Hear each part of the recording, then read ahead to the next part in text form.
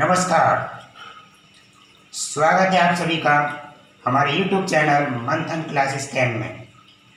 मंथन classes camp में जो टॉपिक है सॉलिड स्टेट ठोस अवस्था, तो उस चैप्टर का जो फर्स्ट वॉल्यूम है वो अपलोड हो चुका है। आज उसी का सेकंड वॉल्यूम यानी कल से आगे आज हम बताने जा रहे हैं। फर्स्ट वॉल्यूम में हमने डिस्कस किया था ठोस अवस्था और उसके प्रकार। तो ठोस अवस्था के प्रकार में हमने कल क्रिस्टलीय ठोस और अक्रिस्टलीय ठोस यानी क्रिस्टलाइन सॉलिड और एमोर्फस सॉलिड के बारे में डिस्कस किया था। तो इसी के आगे बढ़ाते हुए हम आज डिस्कस करने जा रहे हैं क्रिस्टलीय ठोस यानी क्लासिफिकेशन ऑफ क्रिस्टलीय सॉलिड। तो क्रिस्टलीय सॉलिड कितने प्रकार के होते हैं उनके बारे में आज विस्तार से समझेंगे। उससे पहले हम कल के टॉपिक पे एक बार फिर से थोड़ा सा प्रकाश डालते हैं। कल हमने बताया था कि क्रिस्टलीय ठोस और अक्रिस्टलीय ठोस क्या होते हैं। तो क्रिस्टलीय ठोस वे ठोस होते हैं जिनमें अवयवी कण होते हैं, वो एक रेगुलर निश्चित क्रम में व्यवस्थित होते हैं, वो हमारे क्रिस्टलीय ठोस कहलाते हैं। और अक्रिस्टलीय ठोस वे ठोस होते हैं जिनमें जो अवयवी पार्टिकल होते हैं वो रेगुलर वे में नहीं होते हैं। तो ये उनका मेन अंतर था। उसी श्रृंखला में हम आगे देखते हैं जो क्रिस्टलीय ठोस हैं यानी क्रिस्टलाइन सॉलिड हैं, उनको आगे क्लासीफाइड किया और उसके अकॉर्डिंग देखते हैं हम। तो हमारे जो क्रिस्टलीय ठोस हैं, क्रिस्टलीय ठोस यानी क्रिस्टलाइन सॉलिड, तो क्रिस्टलाइन सॉलिड को 4 कैटेगरी में डिवाइड किया गया। पहली हमारी जो कैटेगरी है वह है हमारी आयनिक ठोस या आयनिक सॉलिड। दूसरी जो कैटेगरी है वह है आणविक ठोस जिन्हें हम मॉलिक्यूलर सॉलिड बोलते हैं। तीसरी जो कैटेगरी है यानी तीसरा प्रकार है वह है परमाणविक ठोस जिनको हम एटॉमिक सॉलिड के नाम से जानते हैं। और चौथा हमारा धात्विक ठोस जिन्हें मेटेलिक सॉलिड बोलते हैं। यानी जो क्रिस्टलीय ठोस हैं उन्हें 4 भागों में डिवाइड किया गया है। पहला आयनिक ठोस, दूसरा आणविक ठोस, तीसरा परमाणविक ठोस, धात्विक ठोस। यानी आयनिक solid, molecular solid, atomic solid और मेटेलिक सॉलिड। जो हमारा आणविक ठोस है, मॉलिक्यूलर सॉलिड है, उसे उन्हें 3 भागों में डिवाइड किया गया है। यानी पहला जो भाग है, पहली जो पार्ट है वो है पोलर सॉलिड यानी ध्रुवीय ठोस। दूसरा नॉन पोलर यानी अध्रुवीय ठोस। और तीसरा हाइड्रोजन बंध युक्त ठोस यानी ऐसे सॉलिड जिनमें हाइड्रोजन बॉन्ड पाया जाता है। तो सबसे पहले हम बात करते हैं आयनिक ठोस। आयनिक सॉलिड्स क्या होते हैं? तो वे सॉलिड यानी यहाँ पे शब्द से ही स्पष्ट हो रहा है आयनिक, यानी ऐसे सॉलिड जिनमें आयन पाए जाते हैं। आयन मीन्स यानी आयन 2 तरह के होते हैं, एक पॉजिटिव आयन और एक नेगेटिव आयन। यानी इस प्रकार के सॉलिड होंगे, इस प्रकार के क्रिस्टलाइन सॉलिड होंगे, वो पॉजिटिव और नेगेटिव 2 प्रकार के आयनों से मिलकर बने होंगे। सपोज दैट हम बात करें जैसे NaCl सोडियम क्लोराइड। तो सोडियम क्लोराइड हमारा पॉजिटिव और नेगेटिव 2 प्रकार के आयनों से मिलकर बना है। इसमें देखेंगे जो हमारे आयनिक सॉलिड हैं उनकी प्रॉपर्टी क्या क्या होती है। तो आयनिक ठोस की जो पहली प्रॉपर्टी है अवयवी कण, यानी इनके अवयवी कण होते हैं वो आयन होते हैं। यानी आयनिक ठोस होते हैं वो हमारे आयनों से मिलकर बने होते हैं। और आयन हमारे पॉजिटिव नेगेटिव दोनों ही प्रकार के उसमें उपस्थित होंगे। अगली हमारी है प्रबल वैद्युत आवेश, यानी इनके अंदर प्रबल वैद्युत आकर्षण बल पाया जाता है। यानी जो हमारे अवयवी कण जो हमारे पॉजिटिव और नेगेटिव होंगे उनके बीच में जो अट्रैक्शन फोर्स होगा वो हाई होगा, यानी आयनिक फोर्स में अवयवी पार्टिकल के मध्य जो आकर्षण बल होता है वो बहुत प्रबल होता है, यानी मजबूती से वो जुड़े होते हैं। अगली प्रॉपर्टी है कठोर, यानी आयनिक सॉलिड होते हैं वो बहुत ही कठोर होते हैं, बहुत ही हार्ड होते हैं और उच्च गलनांक, यानी इनका जो मेल्टिंग पॉइंट होता है वो बहुत ही हाई होता है।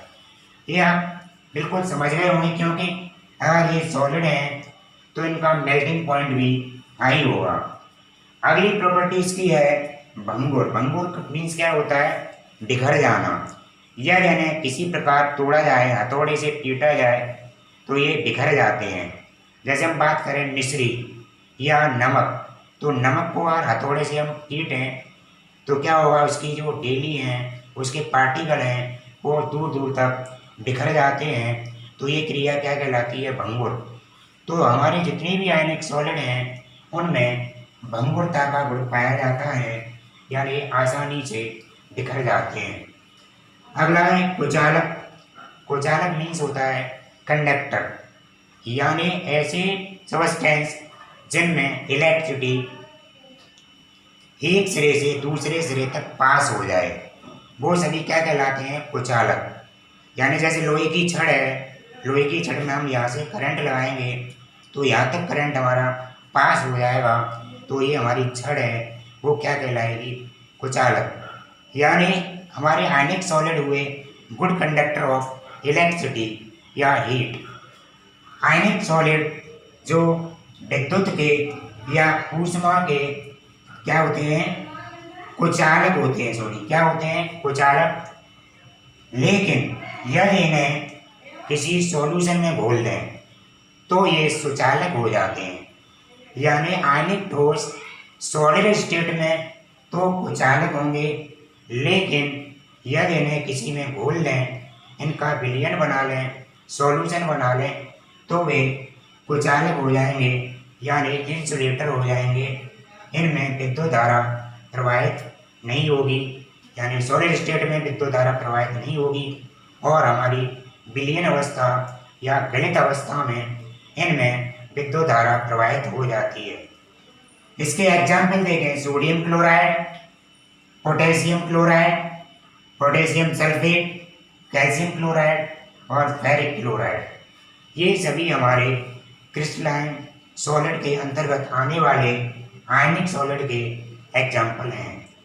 अगला हम देखते हैं हमारा आणविक ठोस या मॉलिक्यूलर सॉलिड। तो मॉलिक्यूलर सॉलिड को 3 भागों में डिवाइड किया गया। पहला हमारा पोलर सॉलिड, फिर नॉन पोलर हाइड्रोजन बंधयुक्त सॉलिड। तो पहले देखेंगे पोलर यानी ध्रुवीय ठोस। ध्रुवीय ठोस में द्विध्रुव यानी द्विध्रुव और द्विध्रुव, 2 ध्रुव होंगे। कौन कौन से ध्रुव होते हैं? एक हमारा पॉजिटिव, एक नेगेटिव, यानी इसके अंदर 2 पोल पाए जाते हैं। उन दोनों ध्रुवों में एक आकर्षण बल लगेगा, तो इनके जो जितने भी सॉलिड होंगे उनमें द्विध्रुव आकर्षण बल पाया जाता है। अगला इसका ये कमरे के ताप पर, रूम टेम्परेचर पर ये ठोस अवस्था में होते हैं। ये विद्युत के कुचालक होते हैं। ये रूम टेम्परेचर पर गैस या द्रव अवस्था में होते हैं। रूम टेम्परेचर पर हम देखेंगे तो कैसे होंगे ये हमारे या तो गैस अवस्था में होंगे या द्रव लिक्विड फॉर्म में होंगे। और इसके अलावा ये ठोस अवस्था में विद्युत के कुचालक होंगे, यानी इंसुलेटर होंगे, जैसे हाइड्रोक्लोराइड, सोडियम सल्फर डाइऑक्साइड। अगला हमारा अध्रुवीय ठोस या non polar solid. Non polar solid में देखें इनके जो पार्टिकल हैं, अणु हैं, उनमें एक बल पाया जाता है, लंदन बल या लंदन फोर्स पाया जाता है इनके अणुओं के, इनके पार्टिकल के बीच। ये कमरे के ताप पर लिक्विड फॉर्म में या गैसेज स्टेट में पाए जाते हैं। इसके अलावा ये भी विद्युत के कुचालक होते हैं, यानी इनमें भी करंट फ्लो नहीं हो सकता। इसके अलावा इनके गलनांक, मेल्टिंग पॉइंट बहुत ही लो होते हैं, कम होते हैं। एग्जाम्पल देखें, iodine, chlorine, benzene, carbon dioxide आज इसके एग्जाम्पल हैं। इसके बाद है अगली कंडीशन हमारा हाइड्रोजन बंध युक्त ठोस, यानी ऐसे सॉलिड, ऐसे क्रिस्टलाइन सॉलिड जिनमें हाइड्रोजन बंध पाया जाता है। हाइड्रोजन बंध में देखें तो इसकी कंडीशन दी हुई है। पहला, अंतरा अणु हाइड्रोजन बंध। अब हाइड्रोजन बंध भी दो तरह के पढ़े होंगे आपने, एक इंट्रामोलिकुलर, एक इंटरमोलिकुलर, यानी अंतरा अणु हाइड्रोजन बंध और अंतः अणु हाइड्रोजन बंध। तो इन सॉलिड में अंतरा अणु हाइड्रोजन बंध पाया जाता है। ये विद्युत के कैसे होते हैं? ये विद्युत के सुचालक होते हैं। कैसे होंगे? सुचालक, यानी कंडक्टर होंगे। इनमें करंट फ्लो हो जाएगा। और ये कैसे होंगे? मुलायम होंगे, सॉफ्ट होंगे, जैसे हाइड्रोजन फ्लोराइड, बर्फ, आइस। आइस में हमारा करंट फ्लो हो जाता है क्योंकि आइस वाटर से मिलकर बना है, जल, और जल के अणुओं में हमारा हाइड्रोजन बंध पाया जाता है। और जल हमारा कैसा होता है? पोलर है। पोलर कैसे है? क्योंकि वाटर का फॉर्मूला क्या होता है? H2O। तो देखते हैं H2O में H पॉजिटिव और OH नेगेटिव, तो दो पोल हुए, हाइड्रोजन पॉजिटिव, OH नेगेटिव। तो ये हमारे कैसे होते हैं? सॉफ्ट होते हैं, मुलायम होते हैं। इसके अलावा इसका एग्जाम्पल देखें, जैसे HF और आइस, ये हमारे इसके एग्जाम्पल हैं। अब हमारा थर्ड आता है परमाणविक ठोस, एटॉमिक सॉलिड। तो एटॉमिक सॉलिड यानी एटम से मिलकर बने होंगे। इनका जो परमाणु है यानी एटम है, एटम के बीच में जो एक बॉन्ड पाया जाएगा, वो बॉन्ड कौन सा होगा? सहसंयोजी बंध होगा। यानी इनके परमाणुओं के मध्य सहसंयोजी बंध पाया जाता है, कोवैलेंट बॉन्ड पाया जाता है। ये कैसे होते हैं? हार्ड होते हैं, कठोर होते हैं, और इनका जो मेल्टिंग पॉइंट होगा बहुत ही हाई होता है, उच्च होता है। जैसे हम बात करें हीरा, ये हमारा सिलिकॉन कार्बाइड और एल्युमिनियम नाइट्राइड, ये हमारे इसके एटॉमिक सॉलिड है, उसके एग्जाम्पल हैं। इसके अलावा हमारा लास्ट है मेटेलिक ठोस, धात्विक ठोस। तो धात्विक ठोस शब्द से स्पष्ट हो रहा है ये हमारी जितनी भी मेटल्स हैं, जैसे आयरन, कॉपर, जिंक, ये उनके मध्य पाए जाते हैं। यानी अर्थात हमारी जितनी भी मेटल्स हैं वो सभी मेटेलिक सॉलिड में आती हैं। इनकी जो प्रॉपर्टी है क्या होगी? धनायन इलेक्ट्रॉन समुद्र, यानी इनके जो पॉजिटिव होंगे वो इलेक्ट्रॉन समुद्र के अंदर पाए जाएंगे। सपोज दैट हम बात करें, जैसे कोई हमारा ये धनायन है, तो इसके चारों तरफ, यानी ये पॉजिटिव आयन है, इसके चारों ओर इलेक्ट्रॉन, इस तरह से इलेक्ट्रॉन, इलेक्ट्रॉन, इलेक्ट्रॉन और इलेक्ट्रॉन, यानी ये पॉजिटिव चार्ज है वह इलेक्ट्रॉनों के द्वारा घिरा होगा। इसके अलावा अगला पॉइंट है इसका विद्युत और ऊष्मा के चालक, यानी metal solids are the good conductor of electricity and heat.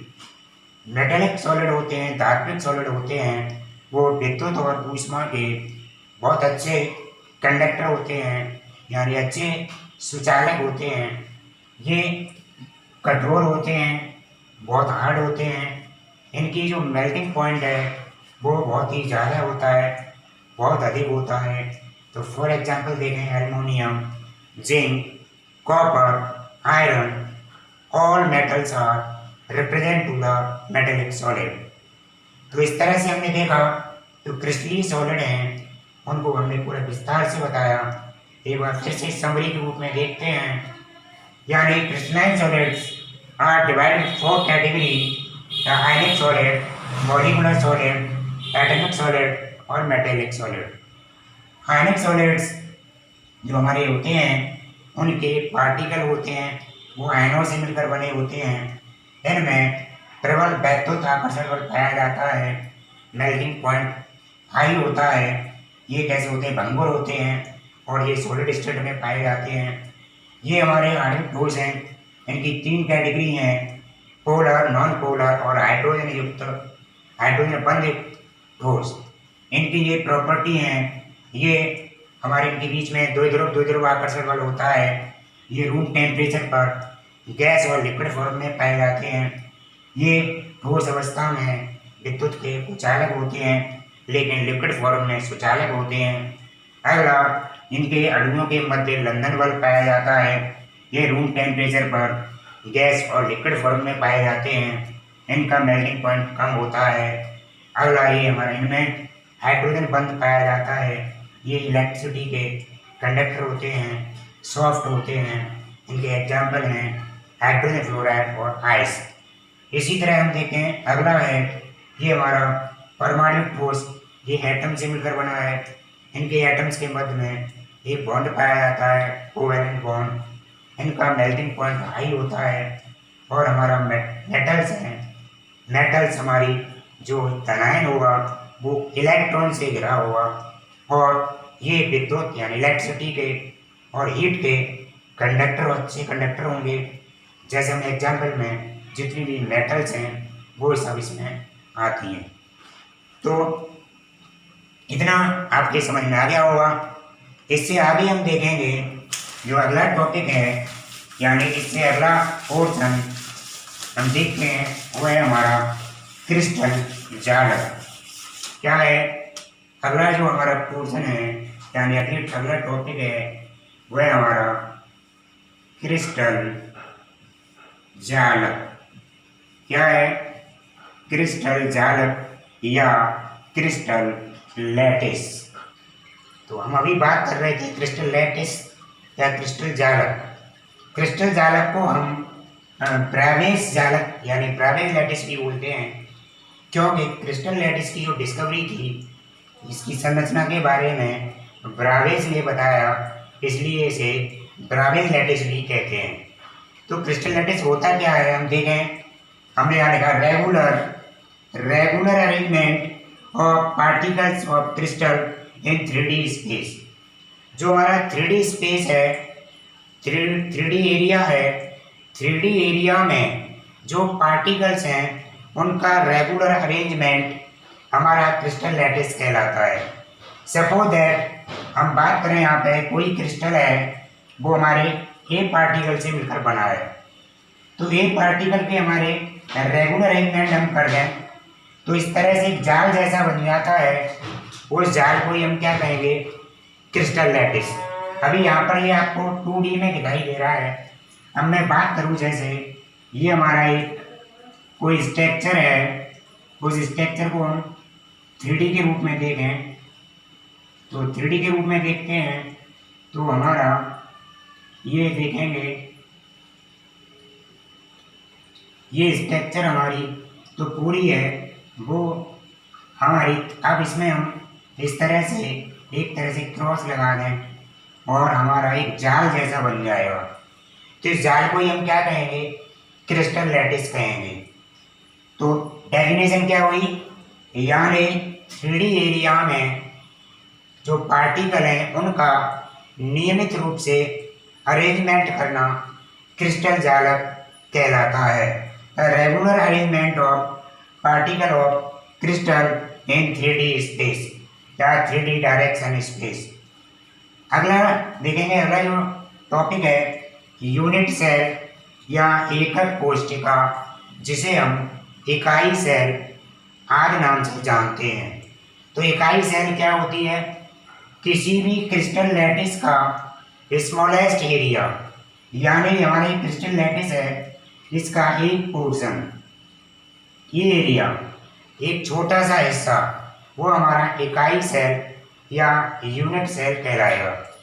Suppose that हम बात करें, जैसे हमारी बहुत सारी ईंटें रखी हुई हैं, ईंटों का एक चट्टा रखा हुआ है बहुत बड़ा, उसमें से एक ईंट हमारी यूनिट सेल का काम करेगी और पूरा जो ईंटों का चट्टा है वो हमारा एक क्रिस्टल जालक को बनाएगा। तो यूनिट सेल क्या हुई, यानी क्रिस्टल जालक का स्मॉलेस्ट क्षेत्र, छोटे से छोटा हिस्सा इकाई सेल या यूनिट सेल कहलाता है। यूनिट सेल के प्रकार, एकक कोशिका कितने प्रकार की होती है, तो एकक कोशिका को समझेंगे हम। एकक कोशिका मुख्यतः दो प्रकार की होती हैं। एक होती है हमारी आद्य एकक कोशिका, जिसे सामान्यतः प्रिमिटिव यूनिट सेल के नाम से जानते हैं। दूसरी है हमारी केंद्रीय एकक कोशिका, जिसे सेंटर्ड यूनिट सेल कहा जाता है। और जो केंद्रीय एकक कोशिका है इसे 3 भागों में डिवाइड किया गया है। पहली हमारी काय केंद्रित एकक कोशिका, जिसे शॉर्ट में हम BCC यानी body centred cubic unit cell, body centred cubic unit cell या काय केंद्रित एकक कोशिका। अगली हमारी है फलक केंद्रित एकक कोशिका, जिसे FCC या face centre cubic centred cell बोलते हैं। अगला है अंतः केंद्रित एकक कोशिका, जिसे एंड सेंटर्ड सेल बोलते हैं। तो हम देखेंगे इनको एक एक करके। सबसे पहले देखेंगे आद्य एकक कोशिका।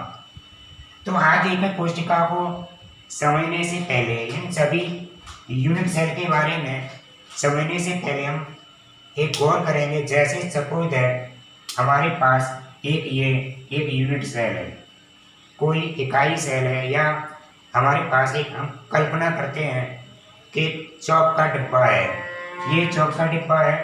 अब चौक के डिब्बे के कॉर्नर देखेंगे तो कॉर्नर कितने हो सकते हैं, तो देखेंगे इसके 8 कॉर्नर होंगे। 1 2 3 4 5 6 7 8। चौक के डिब्बे के कितने कॉर्नर होंगे, 8। और इसके फेस कितने होंगे, फेस का मतलब साइड है। फलक कितने होंगे, तो 6 फलक हो सकते हैं। कैसे, ये किधर वाला 1 2 3 4, एक सामने वाला 5, एक पीछे 6। यानी हम चौक के डिब्बे को हम देखें तो इसकी 6 साइडें होंगी और 8 कॉर्नर होंगे। तो इन्हीं कॉर्नर और फेस में जो मॉलिक्यूल हैं, जो पार्टिकल हैं, जो हमारे पार्टिकल का जो अरेंजमेंट है, उनके अकॉर्डिंग यूनिट सेल को डिवाइड किया गया। तो पहली हमारी थी आद्य एकक कोशिका या प्रिमिटिव यूनिट सेल। तो हम देखें ये होती क्या है, ऐसी एकक कोशिका जो पार्टिकल होते हैं उसमें उनके कॉर्नर पर पाए जाते हैं। कहाँ पाए जाएंगे, कॉर्नर पर। ऐसी इकाई सेल जिसमें अवयवी कण कोशिका के कोनों पर पाए जाते हैं या कोनों पर व्यवस्थित होते हैं, उसे हम आद्य एकक कोशिका या प्रिमिटिव यूनिट सेल कहते हैं। दूसरी हमारी क्या है, केंद्रीय एकक कोशिका। इस प्रकार की एकक कोशिका में जो हमारे अवयवी कण हैं, अवयवी पार्टिकल हैं, वो इन कॉर्नर के अलावा जो हमारी सेल है उसके सेंटर में यानी कहीं अन्य जगह पर भी पाए जा सकते हैं। तो उसे हम केंद्रीय एकक कोशिका बोलेंगे। तो ये हमारी 3 तरह की होती हैं। पहली हमारी है BCC, इसको बोलते हैं काय केंद्रित एकक कोशिका, body centre cubic unit cell. तो इसमें देखें इस प्रकार की जो यूनिट सेल है उसमें जो अवयवी कण हैं वो 8 तो कोनों पर होंगे, कोनों पर तो पाए जाएंगे, और एक पूरी जो यूनिट सेल है उसके अंदर सेंटर भाग में पाई जाएगी। जैसे हम बात करें, एक रूम की बात करें, रूम के अंदर बैठे हुए हैं, तो रूम के अंदर 4 तो जो पार्टिकल है वो 4 ऊपर वाले कोनों पर पाए जा रहे हैं, 4 नीचे वाले कोनों पर वो एक ऐसा पार्टिकल है जो बिल्कुल हवा में सेंटर में बीच में लटका हुआ है। तो ऐसे हम यहाँ बात करें, ये 1 2 3 4 5 6 7 8 पार्टिकल तो यहाँ पाए जा रहे हैं, और एक पार्टिकल इस सेल है या यूनिट इकाई सेल है, इसके बीच में लटका हुआ है, यानी बीच में पाया जा रहा है। तो इस प्रकार की जो इकाई सेल है, एकक कोशिका है, उसे हम क्या कहेंगे? काय केंद्रित एकक कोशिका कहेंगे। अगली जो हमारी यूनिट सेल है, उसे कहते हैं फलक केंद्रित एकक कोशिका। तो फलक मीन्स क्या होता है? जो फेस। तो हमारी किसी भी यूनिट सेल में 6 फेस होते हैं।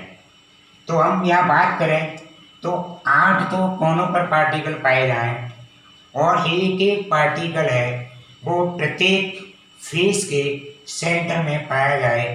तो उस प्रकार की यूनिट सेल को हम क्या कहेंगे? फलक केंद्रित एकक कोशिका या फेस सेंटर यूनिट सेल कहेंगे। जैसे यहाँ पे ये 8 कॉर्नर में पाए जा रहे हैं, और जो हमारे शेष 6 हैं वो प्रत्येक फलक के सेंटर में व्यवस्थित हैं।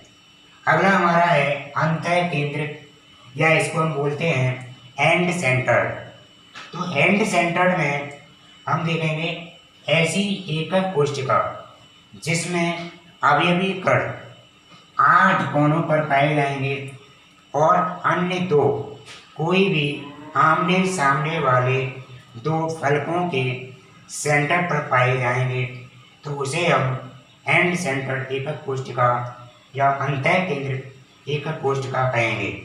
तो देखें कौन से 8 इस कोनों पर पाए जा रहे हैं, 2 या तो इस आमने सामने या ऊपर नीचे। इस तरह से अगर जो पार्टिकल व्यवस्थित होते हैं उसे हम एंड सेंटर एकक कोशिका कहते हैं। तो एक बार फिर रिपीट करते हैं, देखेंगे समझेंगे। क्रिस्टल जालक क्या है? यानी regular arrangement of particle.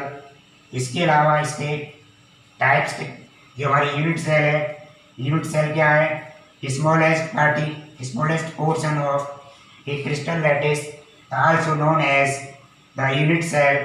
Unit cells are divided in 2 categories, एक primitive cell और centered cell। तो इसके अलावा फिर देखेंगे कि दूसरी वाली है, इसे 3 भागों में डिवाइड किया गया, BCC, HCC और ECC। काय केंद्रित, फलक केंद्रित और अंतः केंद्रित एकक कोशिका। तो इन सभी में से जितना ही है ये, इसमें से एग्जाम में 1 या 2 नंबर का क्वेश्चन अवश्य पूछा जाता है। जैसे इनकी कोशिका की किसी एक की डेफिनेशन या क्रिस्टल जालक, इनमें से कुछ न कुछ अवश्य पूछा जाता है। मोस्टली इन जितनी भी हमारी एकक कोशिका हैं, इनके बारे में न्यूमेरिकल पोर्शन अधिक पूछा जाता है। यानी ये पूछा जाता है कि किस कोशिका में कितने पार्टिकल हैं वो भाग ले रहे हैं, कितने पार्टिकल पाए जाते हैं। तो इन सारे सवालों का हम जवाब देने के लिए इस बारे जो हमारा चैप्टर है उसका नेक्स्ट पार्ट देंगे, 3rd पार्ट में। तो उसमें हम एकक कोशिका में जो पार्टिकल होते हैं उनकी कैसे गणना करते हैं, उनको गिनती कैसे करते हैं, कैसे पता करते हैं कि कौन सी कोशिका है, कि ये किस प्रकार की कोशिका है, इस प्रकार की कोशिका में कितने पार्टिकल हैं वो भाग ले रहे हैं। तो इन सारी जो बातें हैं उनका हम डिस्कस अगली जो वीडियो है उसमें करेंगे। और आज के लिए इतना ही। जय हिंद, जय भारत।